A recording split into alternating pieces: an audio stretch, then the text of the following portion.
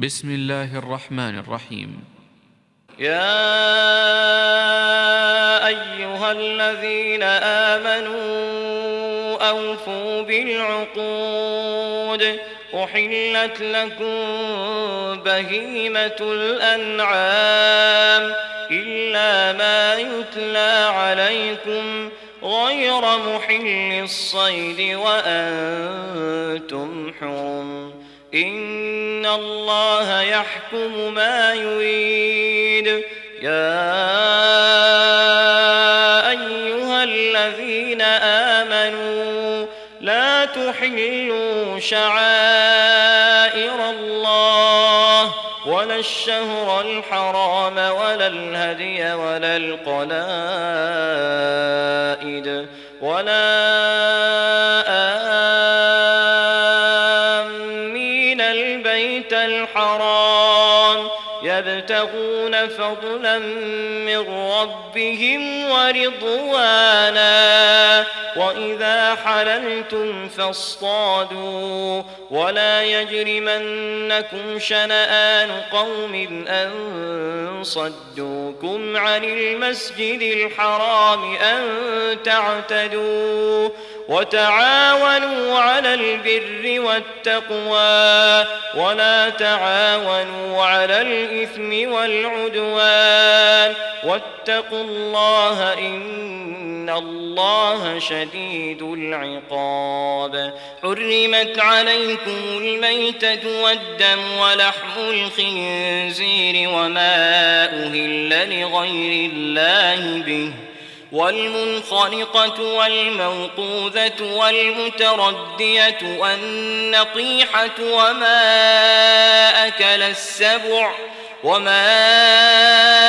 أكل السبع إلا ما ذكيتم وما ذبح على النصب وأن تستقسموا بالأزلام ذلكم فسق. اليوم يئس الذين كفروا من دينكم فلا تخشوهم واخشون اليوم أكملت لكم دينكم وأتممت عليكم نعمتي ورضيت لكم الإسلام دينا فمن اضطر في مخمصة غير متجانف لإثم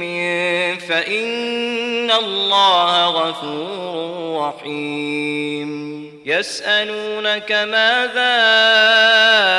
أحل لهم قل أحل لكم الطيبات وما علمتم من الجوارح مكلبين تعلمونهن مما علمكم الله فكلوا مما أمسكن عليكم واذكروا اسم الله عليه واتقوا الله إن الله سريع الحساب. اليوم أحل لكم الطيبات وطعام الذين أوتوا الكتاب حل لكم وطعامكم حل لهم والمحصنات من المؤمنات والمحصنات من الذين أوتوا الكتاب من قبلكم إذا آتيتموهن أجورهن محصنين غير مسافحين ولا متخذي أخدان ومن يكفر بالإيمان فقد حبط عمله وهو في الآخرة من الخاسرين. يا أيها الذين آمنوا إذا قمتم إلى الصلاة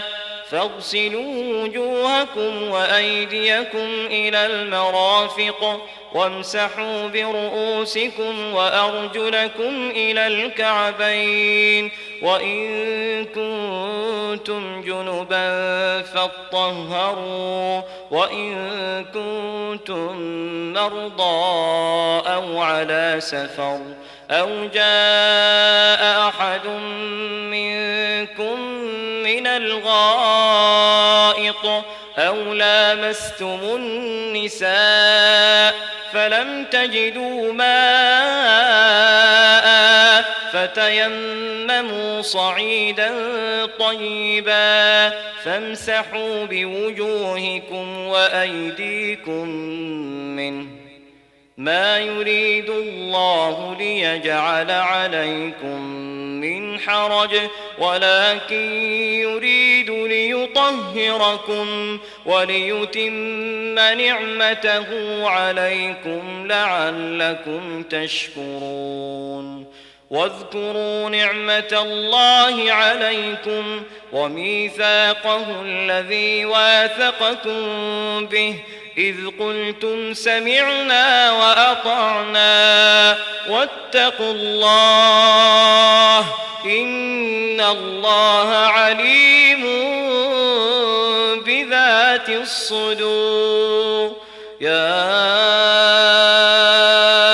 أيها الذين آمنوا كونوا قوامين لله شهداء بالقسط ولا يجرمنكم شنآن قوم على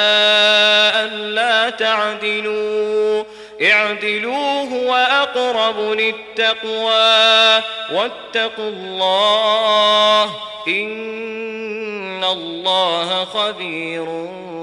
بما تعملون وعد الله الذين آمنوا وعملوا الصالحات لهم مغفرة وأجر عظيم والذين كفروا وكذبوا بآياتنا أولئك أصحاب الجحيم يا أيها الذين آمنوا اذكروا نعمة الله عليكم إذ هم قوم أن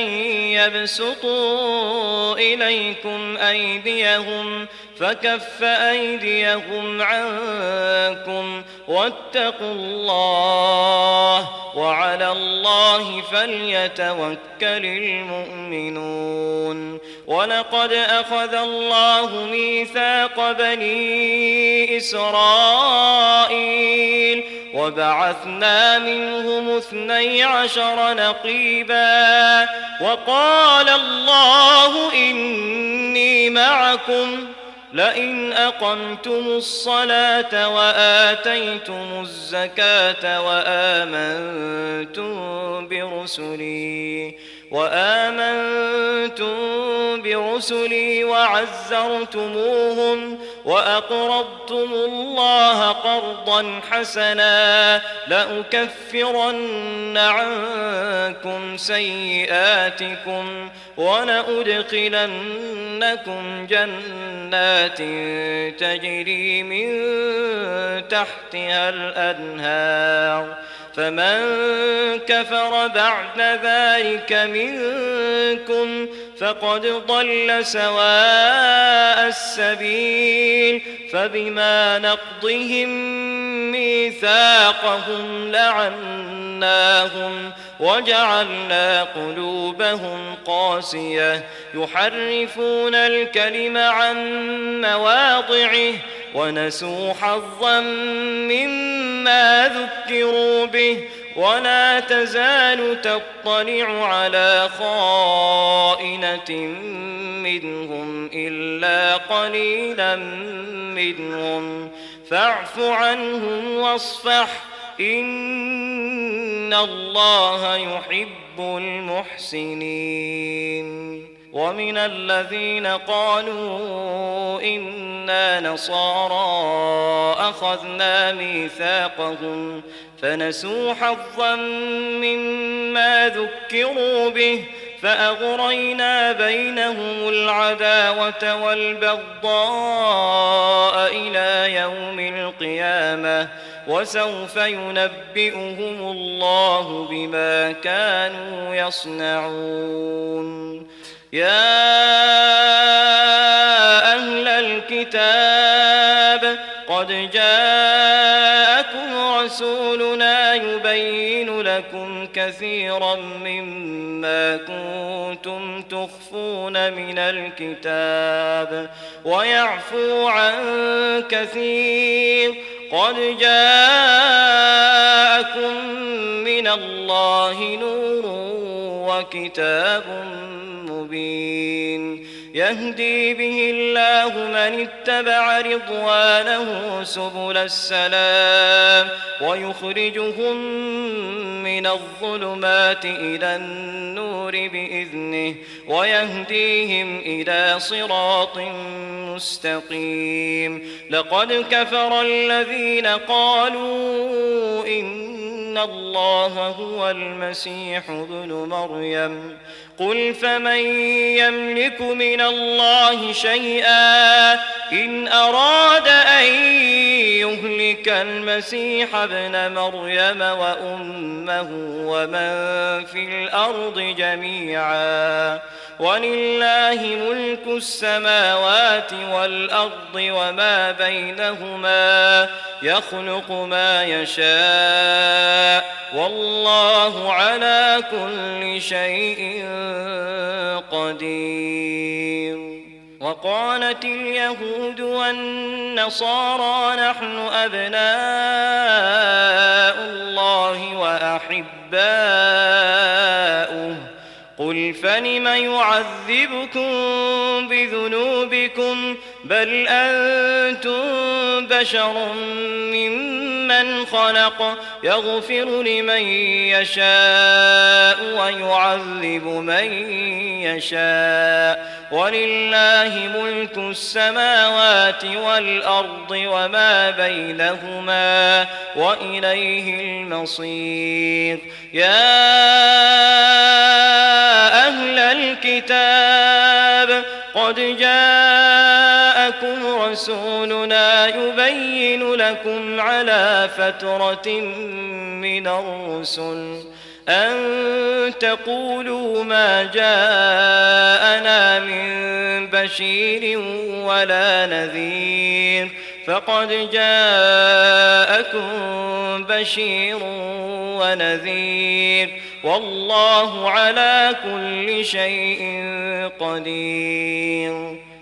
وإذ قال موسى لقومه يا قوم اذكروا نعمة الله عليكم إذ جعل فيكم أنبياء وجعلكم ملوكا وآتاكم ما لم يؤت أحدا من العالمين. يا قوم ادخلوا الأرض المقدسة التي كتب الله لكم ولا ترتدوا على أدباركم فتنقلبوا خاسرين. قالوا يا موسى إن فيها قوما جبارين وإنا لن ندخلها حتى يخرجوا منها فإن يخرجوا منها فإنا داخلون. قال رجلان من الذين يخافون أنعم الله عليهما ادخلوا عليهم الباب فإذا دخلتموه فإنكم غالبون وعلى الله فتوكلوا إن كنتم مؤمنين. قالوا يا موسى إنا لن ندخلها أبدا ما داموا فيها فاذهب أنت وربك فقاتلا إنا هاهنا قاعدون. قال رب إني لا أملك إلا نفسي وأخي فافرق بيننا وبين القوم الفاسقين. قال فإنها محرمة عليهم 40 سنة يتيهون في الأرض فلا تأس على القوم الفاسقين.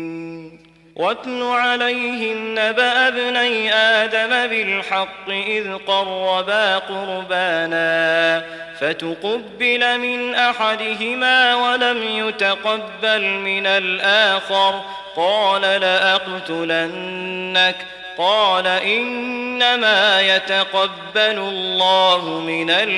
المتقين. لئن بسطت إلي يدك لتقتلني ما أنا بباسط يدي إليك لأقتلك إني أخاف الله رب العالمين. إني أريد أن تبوء بإثمي وإثمك فتكون من أصحاب النار وذلك جزاء الظالمين.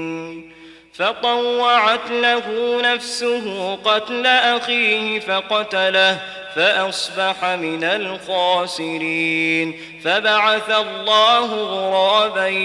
يبحث في الأرض ليريه كيف يواري سوءة أخيه قال يا ويلتى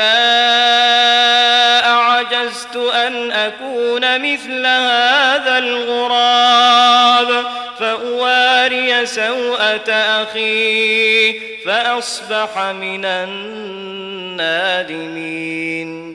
من أجل ذلك كتبنا على بني إسرائيل أنه من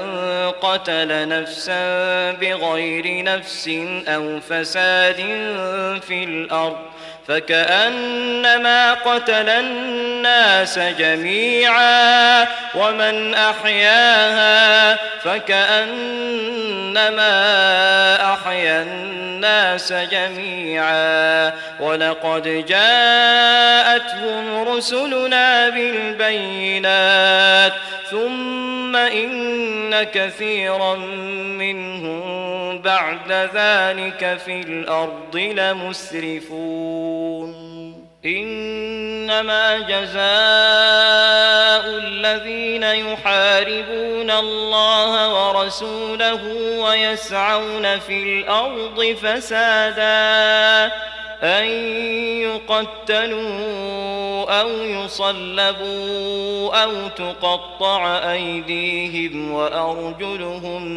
من خلاف أو ينفوا من الأرض ذلك لهم خزي في الدنيا ولهم في الآخرة عذاب عظيم. إلا الذين تابوا من قبل أن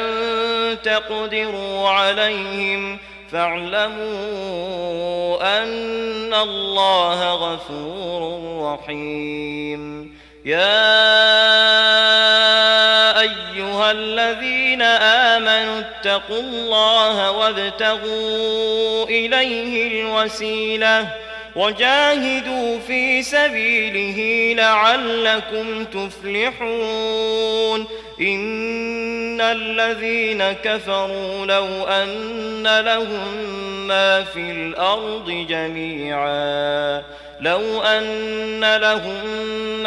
الأرض جميعا ومثله معه ليفتدوا به من عذاب يوم القيامة ما تقبل منهم ولهم عذاب أليم. يريدون أن يخرجوا من النار وما هم بخارجين منها ولهم عذاب مقيم. والسارق والسارقة فاقطعوا أيديهما جزاء بما كسبا نكالا من الله والله عزيز حكيم فمن تاب من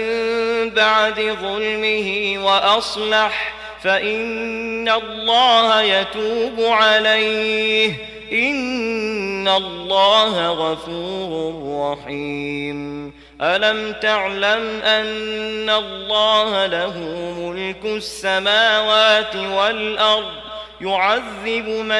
يشاء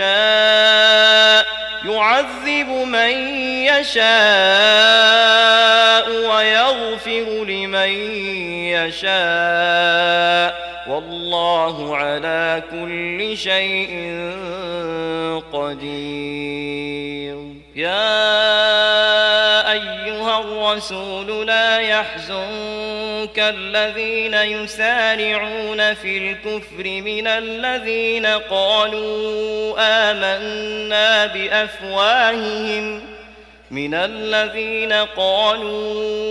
آمنا بأفواههم ولم تؤمن قلوبهم ومن الذين هادوا سماعون للكذب سماعون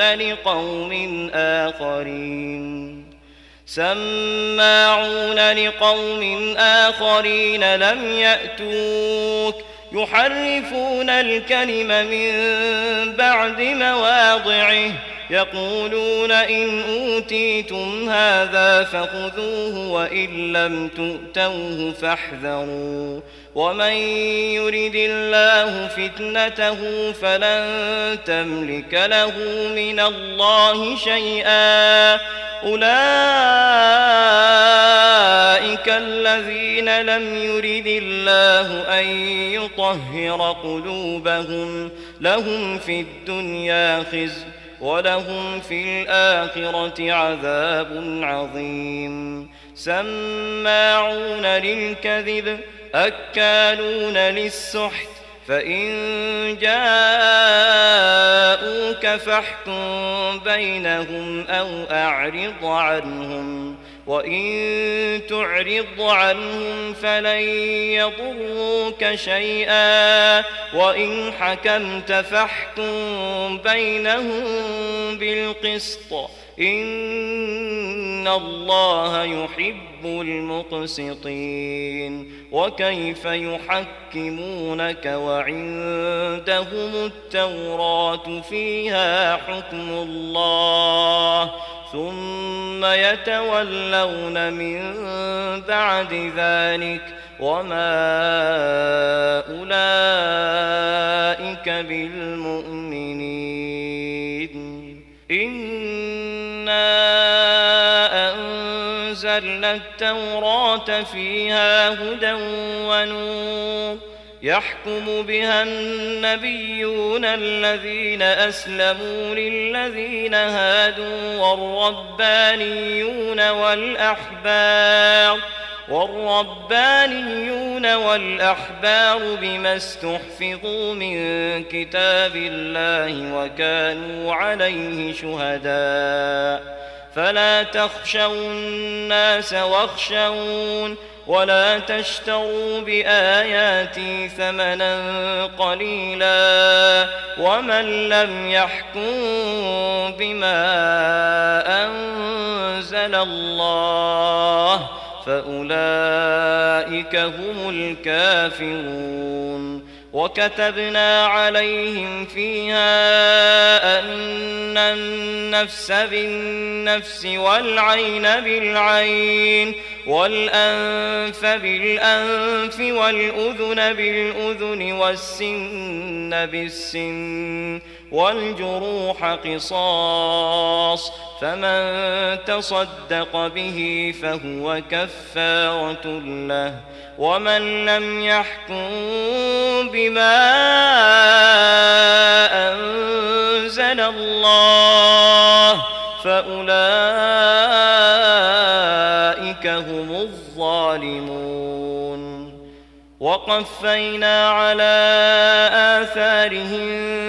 بعيسى ابن مريم مصدقا لما بين يديه من التوراة وآتيناه الإنجيل فيه هدى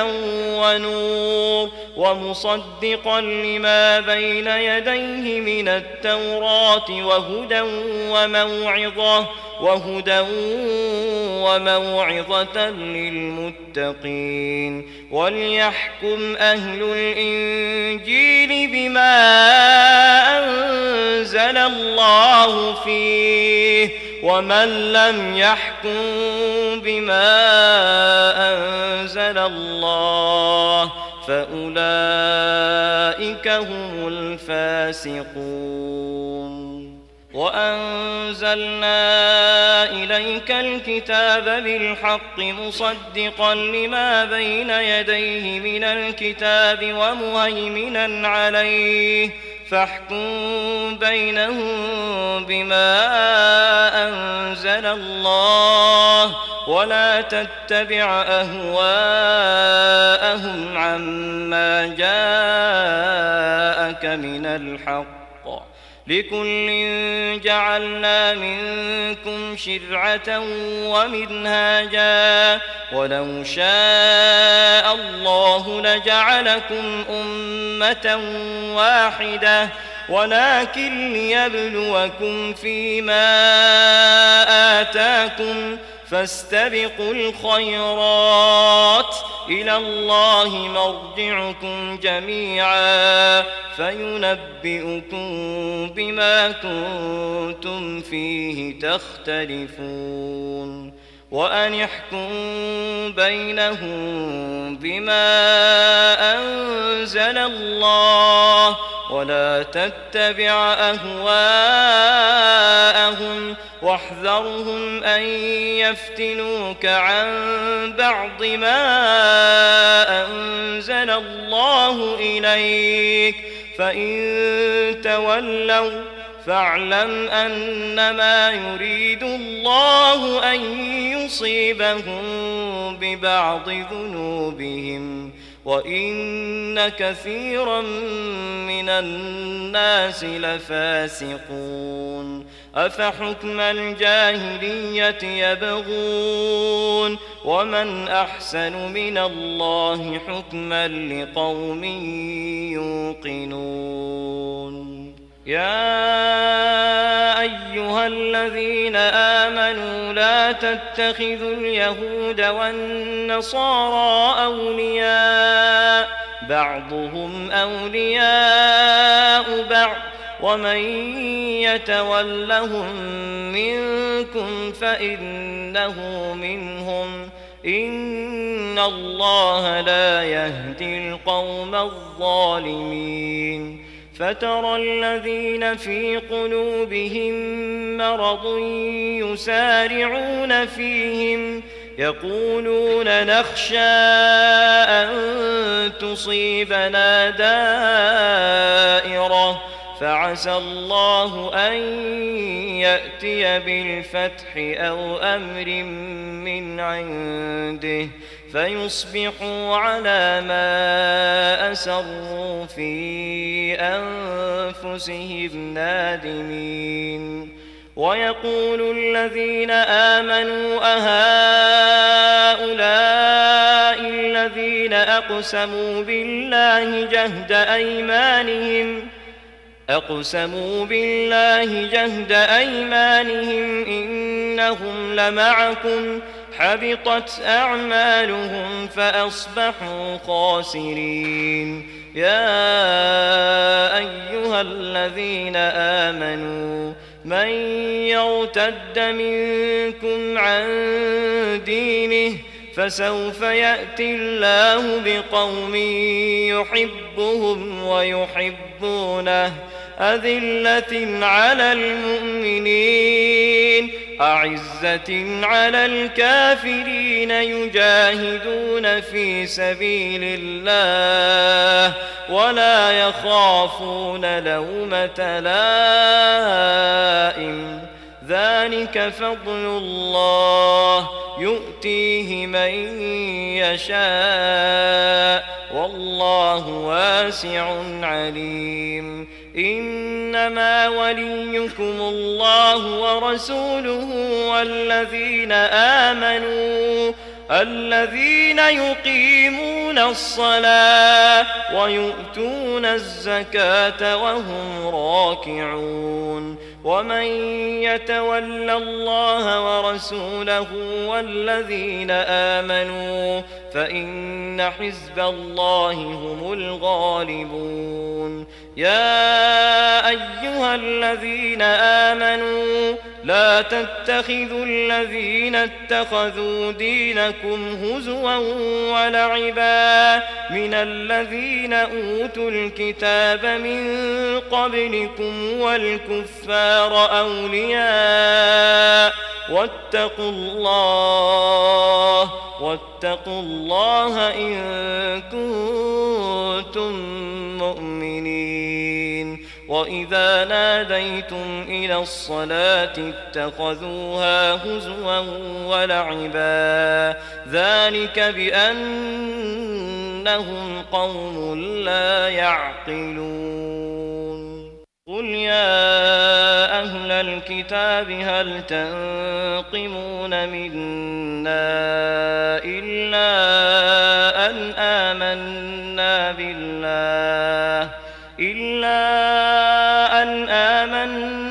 بالله وما أنزل إلينا وما أنزل من قبل وأن أكثركم فاسقون. قل هل أنبئكم بشر من ذلك مثوبة عند الله من لعنه الله وغضب عليه وجعل منهم القردة والخنازير وعبد الطاغوت أولئك شر مكانا وأضل عن سواء السبيل. وإذا جاءوكم قالوا آمنا وقد دخلوا بالكفر وهم قد خرجوا به والله أعلم بما كانوا يكتمون. وترى كثيرا منهم يسارعون في الإثم والعدوان وأكلهم السحت لبئس ما كانوا يعملون. لولا ينهاهم الربانيون والأحبار عن قولهم الإثم وأكلهم السحت لبئس ما كانوا يصنعون. وقالت اليهود يد الله مغلولة غلت أيديهم ولعنوا بما قالوا بل يداه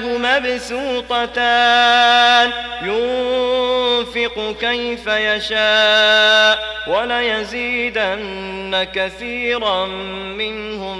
ما أنزل إليك من ربك طغيانا وكفرا. وألقينا بينهم العداوة والبغضاء إلى يوم القيامة كلما أوقدوا نارا للحرب أطفأها الله ويسعون في الأرض فسادا والله لا يحب المفسدين. ولو أن أهل الكتاب آمنوا واتقوا لكفرنا عنهم سيئاتهم ولأدخلناهم جنات النعيم. ولو أنهم أقاموا التوراة والإنجيل وما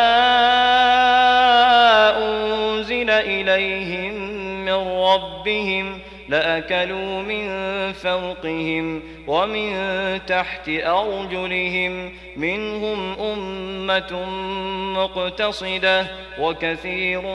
منهم ساء ما يعملون. يا أيها الرسول بلغ ما أنزل إليك من ربك وإن لم تفعل فما بلغت رسالته والله يعصمك من الناس إن الله لا يهدي القوم الكافرين قل يا أهل الكتاب لستم على شيء حتى تقيموا التوراة والإنجيل وما أنزل إليكم من ربكم وليزيدن كثيرا منهم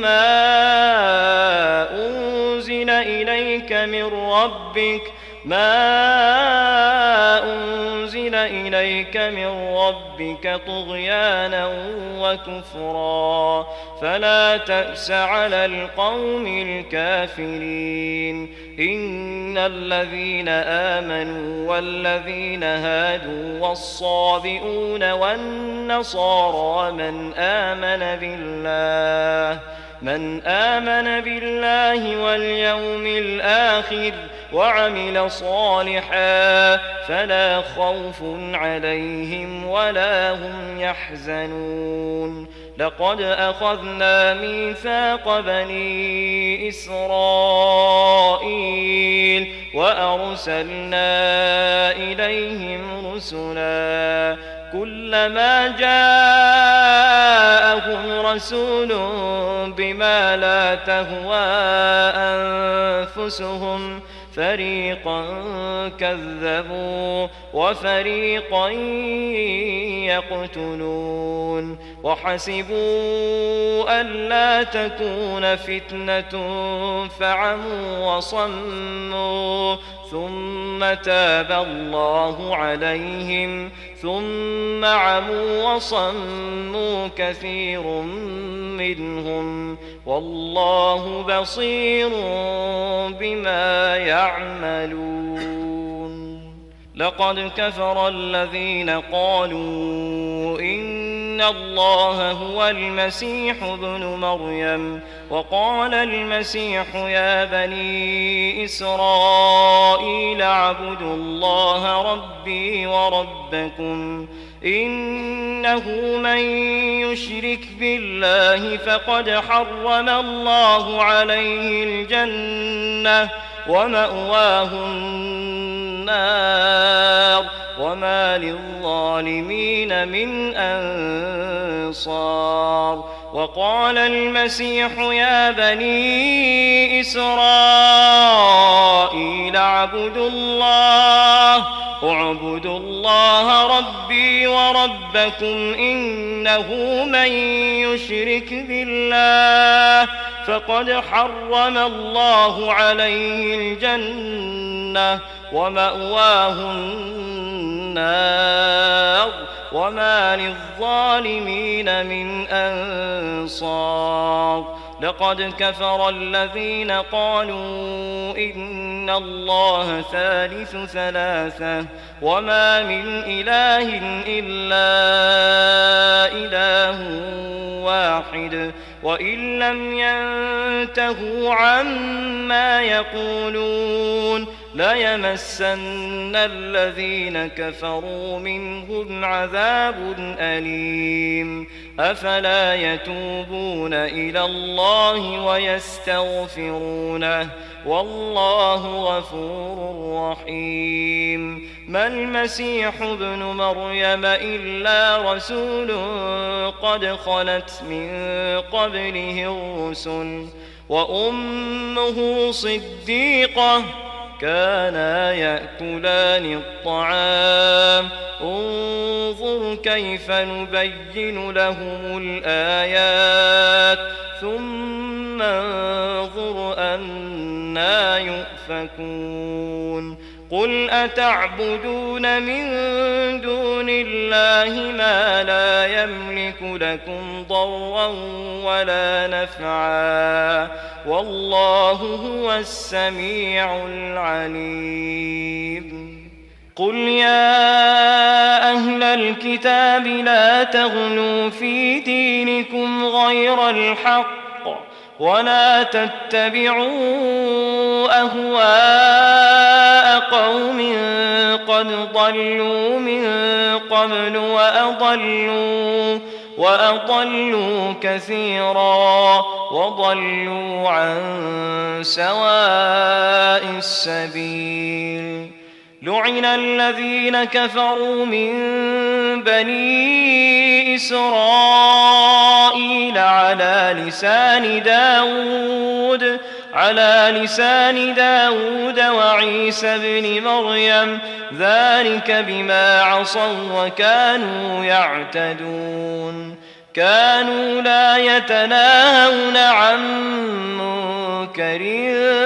فعلوه لبئس ما كانوا يفعلون. ترى كثيرا منهم يتولون الذين كفروا لبئس ما قدمت لهم أنفسهم أن سخط الله عليهم وفي العذاب هم خالدون. ولو كانوا يؤمنون بالله والنبي وما أنزل إليه ما اتخذوهم أولياء ولكن كثيرا منهم فاسقون. لتجدن أشد الناس عداوة للذين آمنوا اليهود والذين أشركوا ولتجدن أقربهم مودة للذين آمنوا الذين قالوا إنا نصارى ذلك بأن منهم قسيسين ورهبانا وأنهم لا يستكبرون. وإذا سمعوا ما أنزل إلى الرسول ترى أعينهم تفيض من الدمع مما عرفوا من الحق يقولون ربنا آمنا فاكتبنا مع الشاهدين. وما لنا لا نؤمن بالله وما جاءنا من الحق ونطمع أن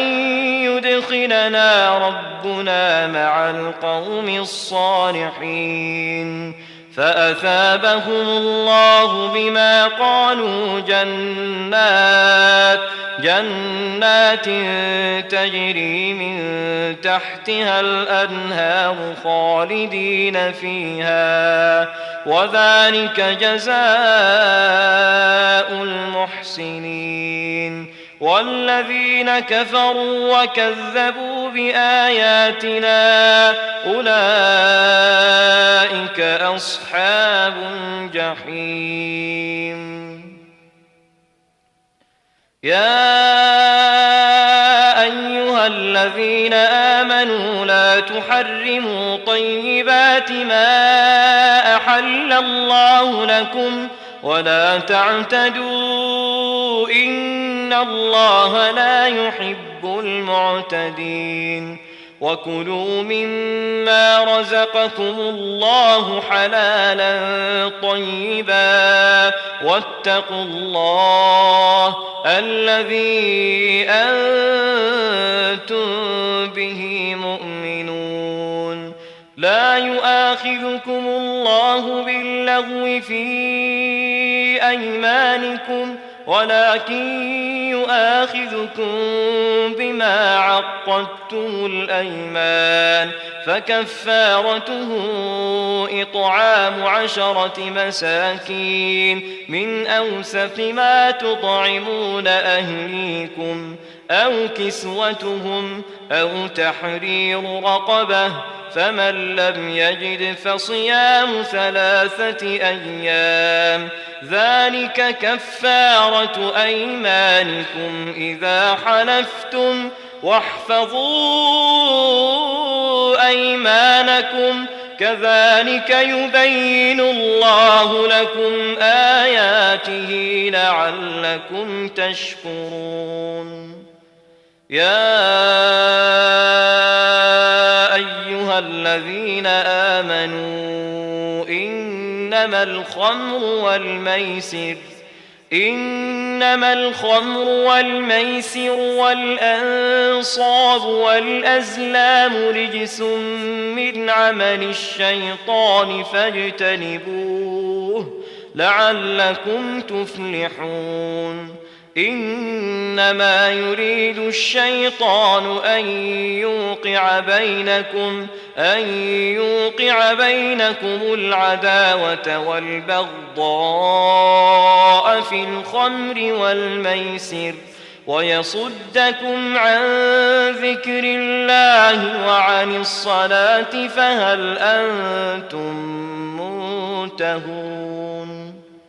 وأطيعوا الله وأطيعوا الرسول واحذروا فإن توليتم فاعلموا أنما على رسولنا البلاغ المبين ليس على الذين آمنوا وعملوا الصالحات جناح فيما طعموا إذا ما اتقوا وآمنوا وعملوا الصالحات ثم اتقوا وأحسنوا والله يحب المحسنين يا أيها الذين آمنوا ليبلونكم الله بشيء من الصيد تناله أيديكم ورماحكم ليعلم الله من يخافه بالغيب فمن اعتدى بعد ذلك فله عذاب أليم يا أيها الذين آمنوا لا تقتلوا الصيد وأنتم حرم ومن قتله منكم متعمدا فجزاء مثل ما قتل من النعم يحكم به ذوى عدل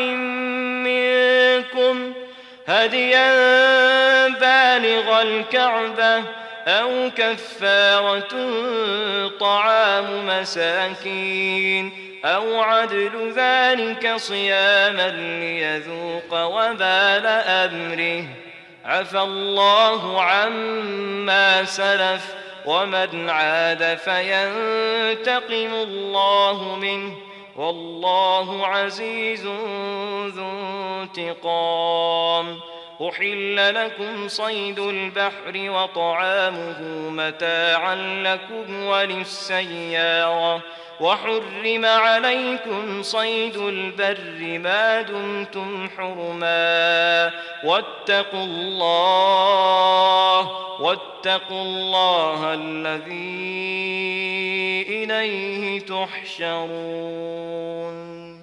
جعل الله الكعبة البيت الحرام قياما للناس والشهر الحرام والهدي والقلائد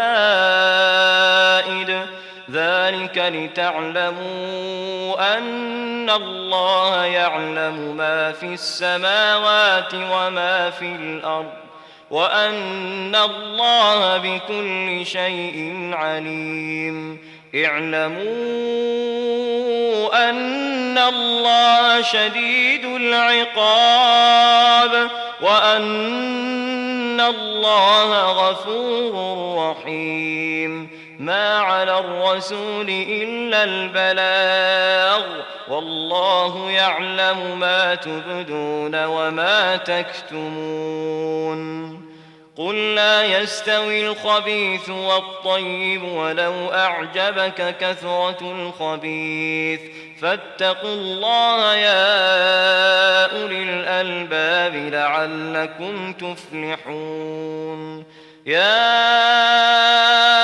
أيها الذين آمنوا لا تسألوا عن أشياء إن تبد لكم تسؤكم وإن تسألوا عنها حين ينزل القرآن تبد لكم عفى الله عنها والله غفور حليم. قد سألها قوم من قبلكم ثم أصبحوا بها كافرين. ما جعل الله من بحيرة ولا سائبة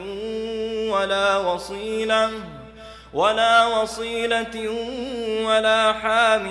ولكن الذين كفروا يفترون على الله الكذب وأكثرهم لا يعقلون. وإذا قيل لهم تعالوا إلى ما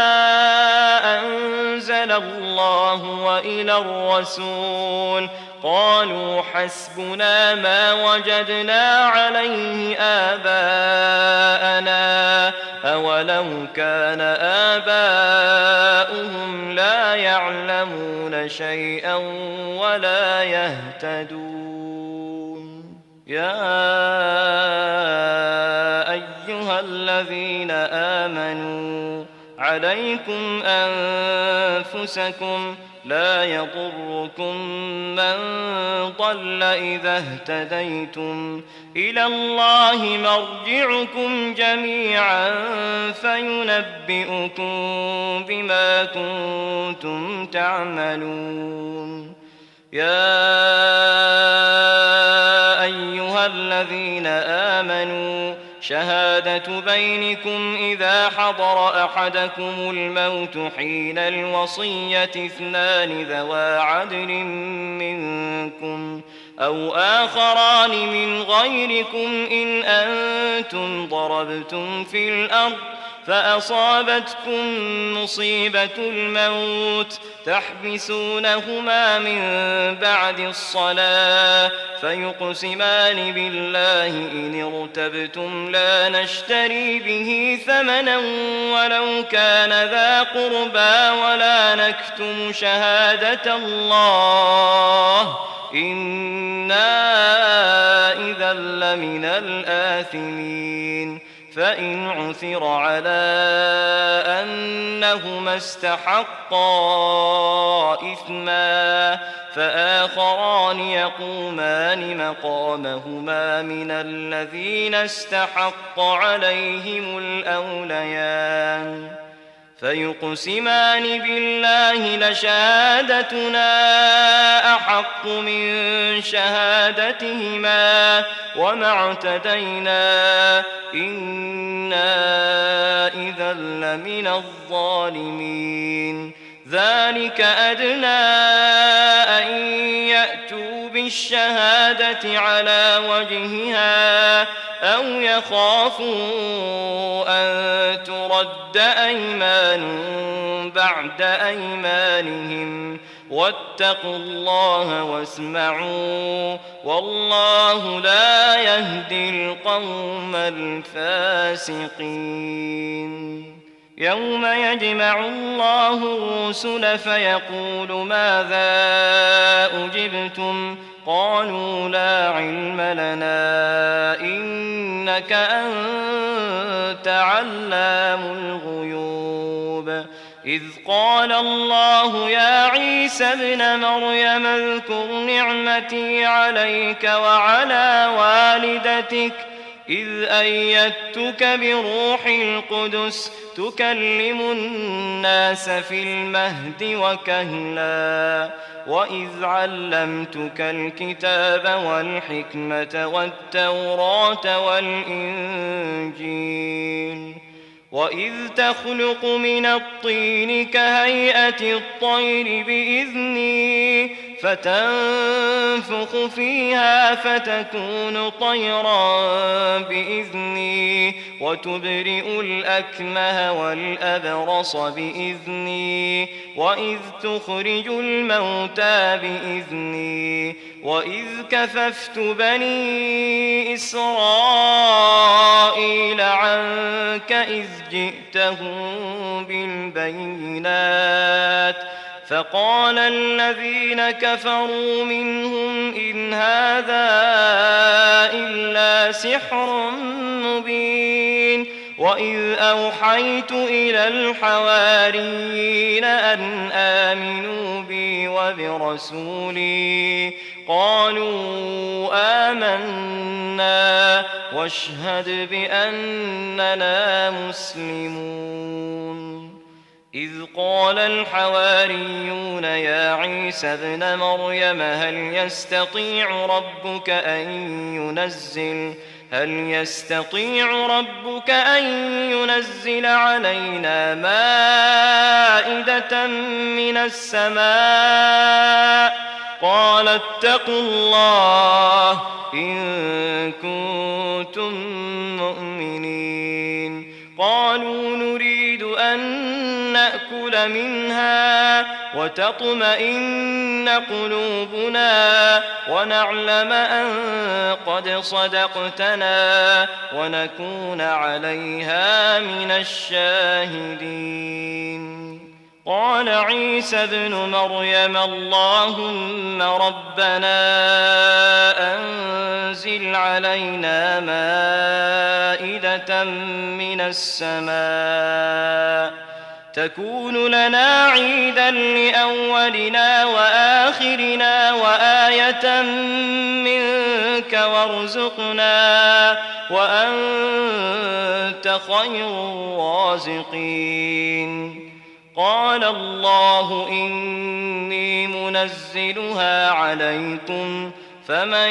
يكفر بعد منكم فإني أعذبه عذابا لا أعذبه أحدا من العالمين وإذ قال الله يا عيسى ابن مريم أأنت قلت للناس اتخذوني وأمي إلهين من دون الله قال سبحانك ما يكون لي أن أقول ما ليس لي بحق إن كنت قلته فقد علمته تعلم ما في نفسي ولا أعلم ما في نفسك إنك أنت علام الغيوب ما قلت لهم إلا ما أمرتني به أن اعبدوا الله ربي وربكم وكنت عليهم شهيدا ما دمت فيهم فلما توفيتني كنت أنت الرقيب عليهم وأنت على كل شيء شهيد إن تعذبهم فإنهم عبادك وإن تغفر لهم فإنك أنت العزيز الحكيم قال الله هذا يوم ينفع الصادقين صدقهم لهم جنات تجري من تحتها الأنهار خالدين فيها أبدا رضي الله عنهم ورضوا عنه ذلك الفوز العظيم لله ملك السماوات والأرض وما فيهن وهو على كل شيء قدير